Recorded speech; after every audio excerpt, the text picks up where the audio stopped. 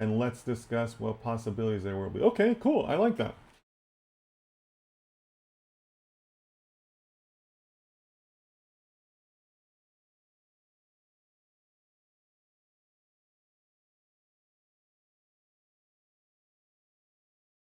Okay, let's see what happens here.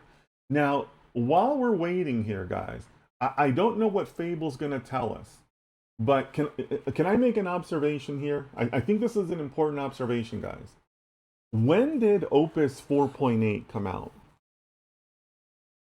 Wasn't that just like a couple of weeks ago? And now we have Fable? Guys, that's going to start happening a lot more. Why?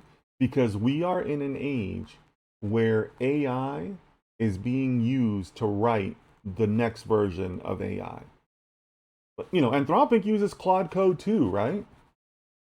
So what happens when you give those engineers the ability to code anything that they want, right? And code it a lot faster.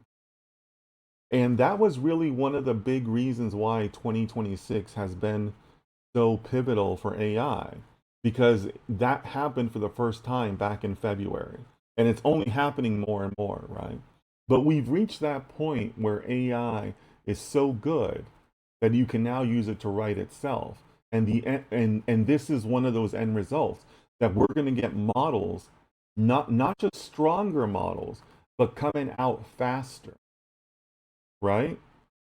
Because if you can now leverage the power of AI writing its own code, not just humans, then like it explodes, right? Like the speed and the quality explodes, right?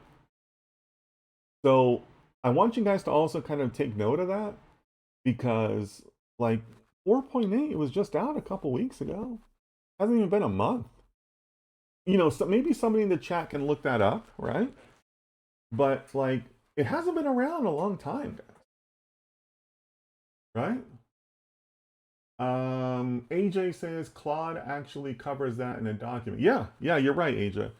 Yeah, these OpenAI and Claude kind of silently addressed it back in February when it first happened, because it's a very like flagship moment, right?